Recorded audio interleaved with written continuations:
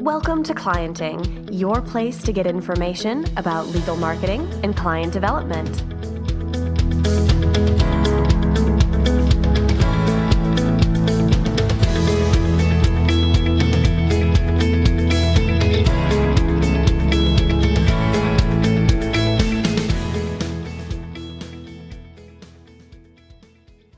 This is Kelly Street, the marketing director for Attorney Sync. And I'm Guy Sakalakis, one of the founders of Attorney Sync. We are so excited about the feedback that we're getting from everyone.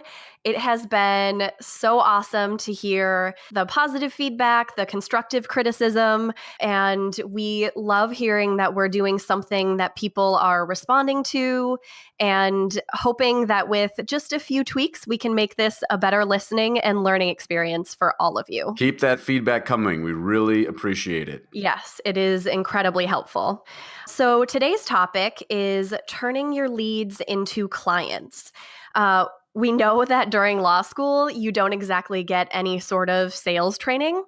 And yet many solo and small firms are handling all their own leads and taking care of all of their intake. So how does your law firm take a phone call and then turn that phone call or that online inquiry and turn them into a client? Yeah, huge topic and a lot of different ways to do this. We're going to give some just specific suggestions on how to implement some of these systems. But the other thing conceptually is that on top of not getting a lot of sales education, there's this stigma with many legal professionals that sales is this dirty word. And even like the word leads is this dirty word. And, look, I get it. I'm still a licensed non-practicing attorney. The practice of law is a profession. It's different than many businesses for a variety of reasons that we can all agree on and disagree on in some respects, but it's a business. And so learning the language of business, learning the language of client acquisition, client development, potential client inquiries or leads, I think that it's important that a lot of lawyers, you look at some of these trends where a lot of solo and small firm lawyers are struggling, and a lot of the surveys that come back, and getting more business tends to be a top of the list issue. And one of the major factors that goes into this is this idea of turning more people that inquire to your firm into paying clients. So that's what we're going to talk about. Yeah. One other way to think about this, since you brought up that lawyers don't really like to think about leads or sales as how they think about their clients, is think about when you're picking out a new dentist or a new doctor. You don't really think of yourself as a lead or a client for that dentist or that doctor, but you are. They might think of you as a patient. You might think of yourself as a patient. But when you're trying out a new clinic, you're a new client for them. So just kind of flipping that and remembering that in the service industry that lawyers are in, that's kind of one other way you can think about other industries that are similar. It's okay to grow your practice. Absolutely. Everybody together now. It's okay to grow your practice. In fact, Thank you you for might need indulging to. You might need to grow your practice if you're going to keep the lights on next month. That's right. So how do you take a phone call, take an online inquiry, turn it into a client? First and foremost, get a lead tracking system. Right. And again, there's a lot of different ways to do this. There's a lot of different tools you can use. In its essence, though, you have to start thinking about how you're going to be contacted by potential clients. So some of the obvious ones are, and I'm going to suggest something else that might be counterintuitive to a lot of folks, but you need to let clients contact you and leads the way that they want to contact you versus trying to have this arcane control over it. I'm going to give you some tips. Here's a tip. Nobody is going to leave you a voice message and wait for several days for you to return their call. The days of that are over. So many lawyers I talk to will say things like, oh, well, if they want to get a hold of me, they'll get a hold of me. They'll leave a message for me. I'll get back to them. Wrong. Maybe some will. maybe someone that really wants you, maybe you're the most sought after legal professional in your practice nationally, and they're dying to get hold of you. Great. Right. But for 90% of the potential clients that come in that, don't know you or weren't referred to you or are looking for information about their legal life issue, they're not going to give you the benefit of several days to respond to calls. So as part of this system, really important you're thinking about how people want to get a hold of you. Phones, yes. People still want to call. Chat functionality, yes. Now you're even starting to see clients that want to be able to text. And, I think the another fear thing that and valid because we are dealing with, sensitive issues are things like privacy and whether or not like the communications are going to be protected by various things. I think those are all valid things to think about. And, there's certainly disclaimers and there's security protocols you want to have in place. But at the end of the day, when you're building this lead tracking system, you've got to think about it from the standpoint of how do your potential clients want to start to get a hold of you? And then how are you going to field those inquiries? And how are you going to get those inquiries into the lead tracking system?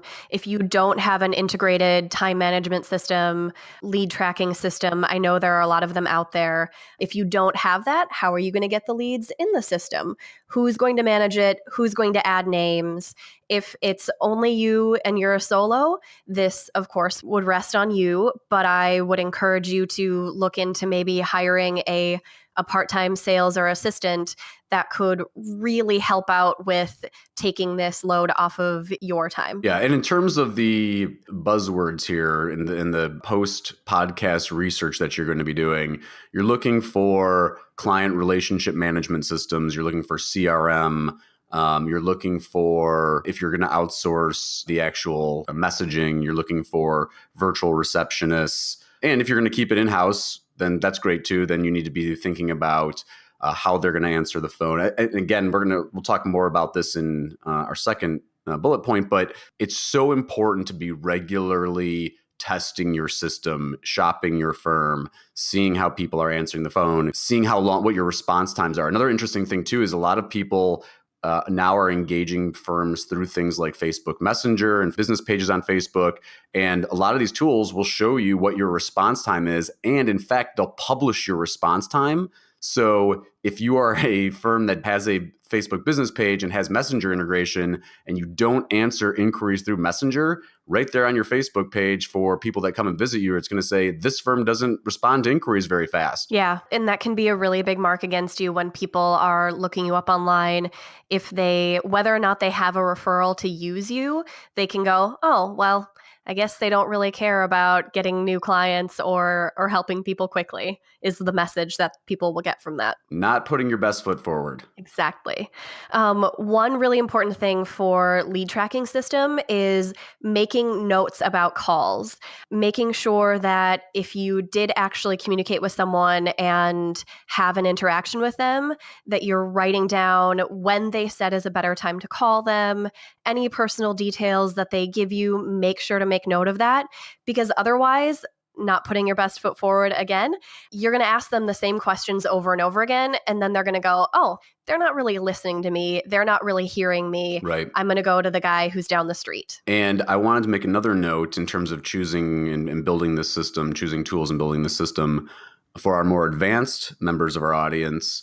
I really like things that are identifying potential clients or leads down to at least the source and medium that they're finding you. But the ideal system will also track down to, if you're doing paid media management, the keyword. So services that implement dynamic number insertions, so you can actually track, did somebody come to my page from Facebook or Google or my email signature or some other website? Tools like CallRail do that. So I'm a big fan of CallRail. CallRail also has basic CRM functionality. So like Kelly was talking about, you can add notes to records and you can tag things in a way to say, this is a potential client inquiry. This one signed up, this one was spam. But that it's really important as you're building the system that you're able to identify your potential clients by source and track them all the way to fee, because that's the only way you're going to be able to do things like return on ad spend analysis and return on investment and things like that. So I think those are important things to do. And it's just going to help inform you, like, doing this activity is really working well. And some of these other activities aren't working so well. So it helps you tailor your marketing to be able to do more and spend more time and money on the things that are actually producing fees for you. Awesome. So our second point here for taking a phone call or an online inquiry and turning it into a client is communicating quickly, succinctly, and kindly. I know that Guy touched on a little bit of this earlier, but communicating with potential clients in the way they want to be communicated to is key, as well as getting back to potential clients in a timely manner. We mentioned the Facebook Messenger and that you can see time of response on that, but phone calls, chats, text messages, if you do have that availability, make sure that you're monitoring, turning that on or off when you are available or when you aren't, because otherwise you're missing out on all of these potential opportunities and people feel like they're just being ignored. Yeah. And I think that's another thing too, is that a lot of lawyers struggle with is they get lost in the weeds of like setting up the machinery of these systems and they forget about the human element. And that's why, again, it's so important that you're regularly testing the system, regularly shopping your law firm so that you can, because all it takes is the person to answer your phone to answer in a rude way or sound condescending or dismissive to cost you business. And so if you're not going to field these potential client inquiries yourself, it's very important that you have people in place because they're going to be the front lines of defense of creating first impressions with your firm. And it's very important that you don't lose sight of that human element to these systems because everybody likes this idea of automation and efficiency and these, cool software and messenger and chatbots. But I can tell you that I've seen a lot of firms that implement this stuff and it loses the entire human component to it. And that's a huge turnoff. You're going to wonder why, all of a sudden I can't get a hold of anybody. No one's contacting me. And it's because the experience isn't very good. Yeah, absolutely. I mean, here at Attorney Sync, we use a receptionist service because we don't have a set person who answers the phone call. And I think it's much better to have one friendly person or a couple of friendly people who are assigned to answer our phone calls, because we might be in the middle of a project or really caught up in writing a new blog post or in recording a podcast. And if we were to be interrupted or answer the phone during that time, we probably wouldn't be in the best mood. But having that other person answering the phone helps us have someone who's just nice and there and ready to answer. Absolutely. And we can give a shout out to who we use. We use Call Ruby. Really, we've been using them for a long time. Really great feedback about how they answer the phone. My one feature request is 24 hours. If you're listening, Call Ruby. 24 hours, please. Some other options, though, if you want to shop around, we've had good experience with Alert Communications. Alert, I think that it's important that, and I think this is important just regardless of who you choose, to make sure that you're giving them feedback about how you want the messages taken. And so some lawyers will say, they try to outsource the entire intake process. That can work, but I'm inclined to suggest the key is to stop the potential client's search so that they feel like they're going to be responded to. So obviously taking contact information, setting expectations of when the lawyer is going to call them back, that will help stop their search. But a lot of times trying to outsource the entire intake process ends up becoming more problematic than simply taking the message, especially too when you're talking about with live chat services and chatbots. There's a certain part of intake that requires somebody with knowledge of not only your own practice, but also just with some of the issues that surround the type of clients that you're taking on. And so I encourage lawyers to maybe meet somewhere in the middle, but the key is to take the message, set the expectation with the potential client of when they can expect a return call, and then actually keep that promise, returning calls same day, returning calls within 24 hours, having automating emails that follow up to nurture after they call. So simple example is they call in, you take name, email, phone number, brief message, and then that gets imported into your lead tracking system or CRM software. And that automatically is following up with an email saying, thank you for your inquiry and the lawyer will be with you shortly, and that kind of stuff. Great. So the next thing we want to touch on is, I'm a little nervous to bring this up, actually. I'm a little nervous to say it, but free consultations. It is my opinion that if you don't do them already, that you should. Even just as a 15-minute phone call consultations are just fine, and they give you and the potential client a chance to see if you guys are a good match, because that's really important in a lawyer-client relationship, is making sure that they're comfortable with how you operate, you're comfortable with them, that leads to long-term client success, happiness, good reviews, yada yada. Yeah, and I'll temper it a little bit and say that if you're actively acquiring clients and you're having no problem with charging for initial consultations, then great. And I know some of the counterpoints about diminishing the value of the services by offering free consultations and all that kind of stuff, and diminishing the value of your time and all that kind of stuff. But here's the thing: number one, if you're in a competitive landscape where some of your competitors are already offering free consultations, you better think about this, because I can tell you that there are so many firms where you do a search, say you're doing a divorce lawyer search in some city, and you see the paid search ads, and one of the lawyers is offering free consultations, 15-minute consultation, or maybe they're offering flat fee, and some of the other lawyers are not offering free consultations at all. You're paying for clicks and you're paying for inquiries that are not going to convert at a rate that are going to be competitive with the other firms that are actually offering those. So number one is to assess the competitive environment. If your competitors in your area where you're targeting potential clients, especially if you're doing paid media, you better make sure that your offer is competitive. And if a competitor is doing free consultations, you better think about, and maybe you decide that, hey, you don't want people that are attracted to the free consultation offer, and that's a decision that you have to make. But I can tell you that most of the lawyers I talk to that face this problem haven't even considered this. They're thinking about it very linearly, in that, my time's worth money, and I'm not going to get on the phone with somebody unless they're going to pay me. And I can tell you that for better and worse, the legal services consumer marketplace does not have that expectation anymore.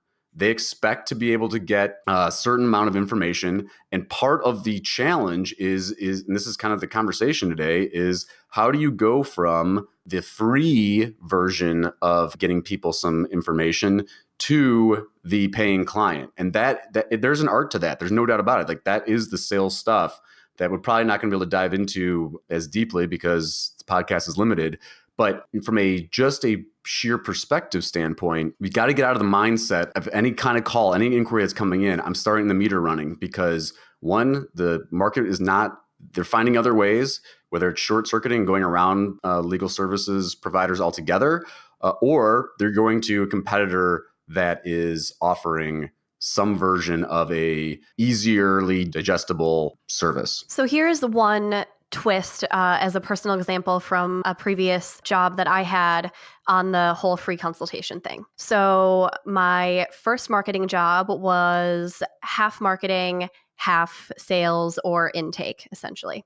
And I did the free consultations. I was working for an elite matchmaking service where potential clients would pay $5,000 to $25,000. So kind of the high end, potentially similar fees to legal fees. So I did a very long, usually an hour-long consultation, intake, that sort of thing. And people got the feeling they were hoping for. And then they booked an initial paid time with the actual elite matchmaker. So it kind of was getting around that idea of free consultation because it was my time, much less expensive than the owner of the business, the matchmaker, saved her some time and effort and energy, but yet got people to feel like they were being heard, like they didn't have to pay to give you their story.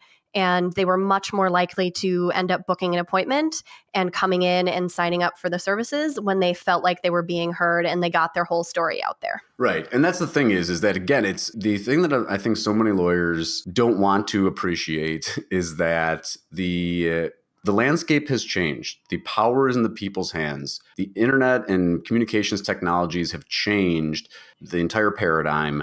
And, let's also face some other things. We're the highest, most lawyers per capita of any country in the world, extremely competitive.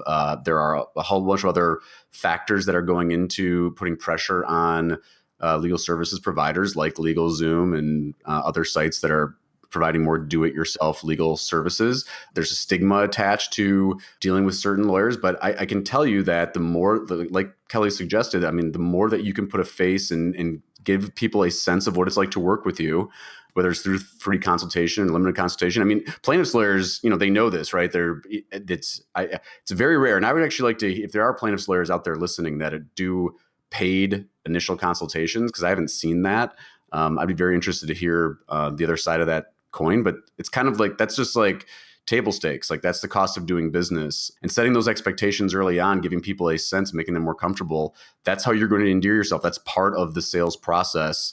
That's part of the client development process that a lot of lawyers, historically haven't thought of it like that. They've thought of it as people that want my services are willing to pay for it. And, there are some practices that that's still true for. There's, certain practice areas that that's still true for. But if you're public facing legal services consumer, plaintiff's work, family law, DUI, that kind of stuff you're going to have a much harder time competing in this environment if you don't at least consider offering some form of initial engagement that doesn't require someone to pay. Last but not least, how can leads book appointments with you? Just like everything else, this is probably actually the most important thing for me is access, booking appointments. How easy is it to get time with you?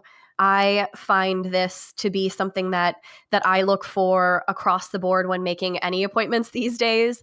If I have to call and wait to hear back about booking an appointment for my hair, for a doctor, for anything really, I'm less likely to call that place. Personally, I would rather be able to have an online appointment booking service or just be able to view someone's calendar in order to see the time that I can have access to that person. Yeah, absolutely. And so you've got tools like Calendly is a paid tool that you can use that can help with appointment bookings. If you use Google Calendar, there are ways you can configure your Google Calendar to allow people to see open and busy times and to schedule times.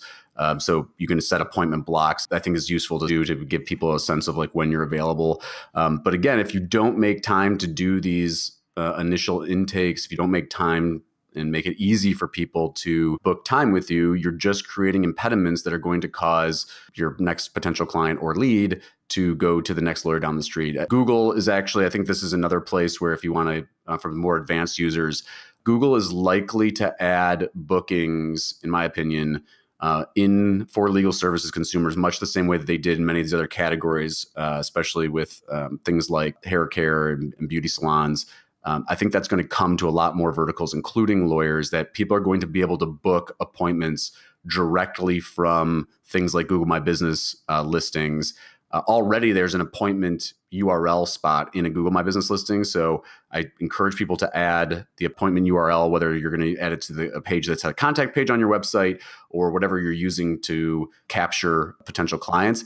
And for the really, really advanced users, make sure you're adding tracking parameters to these URLs in Google My Business, because that way you can actually track independently how many people are clicking on that from your Google My Business profile and measure the effectiveness of that in its own, separate from other things like people that click through your main website URL or people that actually call you from your listing. So again, if you're an advanced marketer, that granularity will really help you understand how people are engaging with your practice online and how important, that visibility and things like Google My Business are to you. Yeah. And if you have a full-time receptionist or receptionist service, this stuff isn't as hard. It's easy to have them set your appointments for you, to look at your calendar.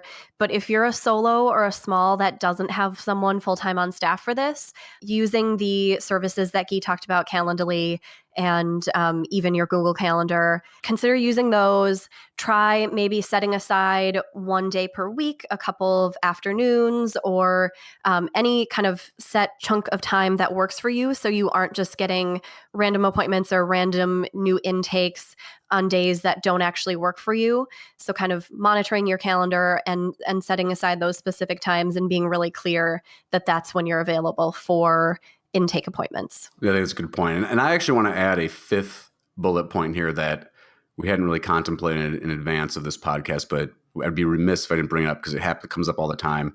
And that's follow-up process.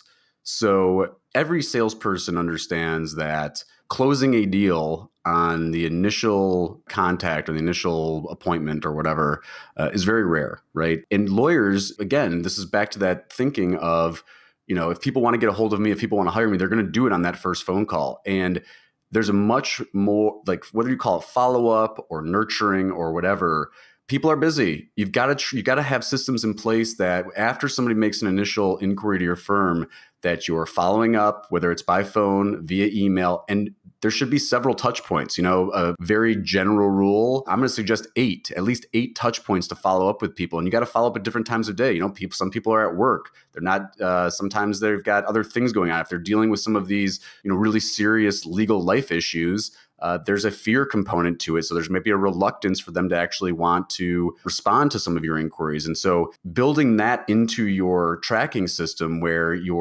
you've got regular email nurturing, regular phone call follow-up is so important. I can't tell you how many firms we talked to that are surprised to learn that a client became a client after several follow-ups, several emails, several phone calls, several, sometimes it takes them actually being nurtured through some kind of content marketing. So sharing stuff that the law firm's publishing, sharing videos, sharing client testimonials so they can get a sense of what it's like working with you. It's not always an immediate single call, direct response interaction that helps someone become a client. You've got to focus on that follow-up and nurturing process. Yeah, a family lawyer might get an initial inquiry from someone who is contemplating divorce, but it takes them 6 months or a year to come around to actually taking that step and going forward with the process. And you want to be the person who is there for them through that entire process. Exactly. And we're not talking about here, aggressively trying to sell people. We're talking about providing them information, helping them understand their options, educating them, and giving them a sense of what working with you and what makes you uniquely qualified to help them with their issue.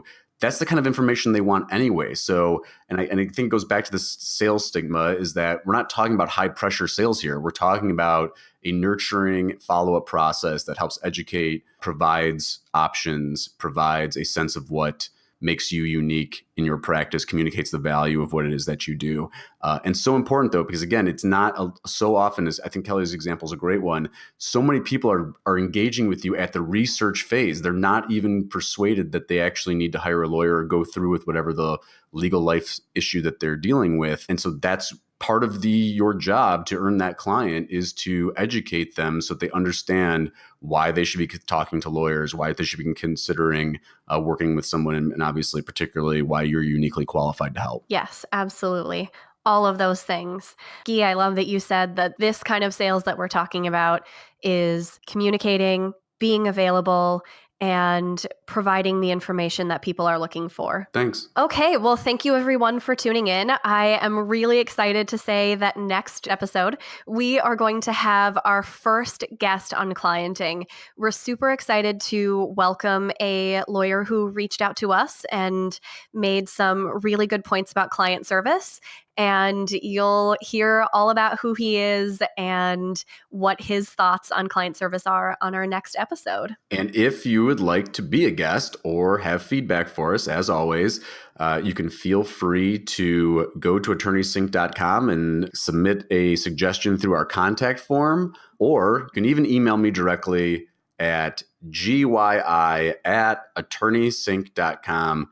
Keep the feedback coming. We look forward to hearing from you. We want to know what you want to hear about, and we're always happy to have guests to talk about topics relating to client development for legal services, as well as really any professional services.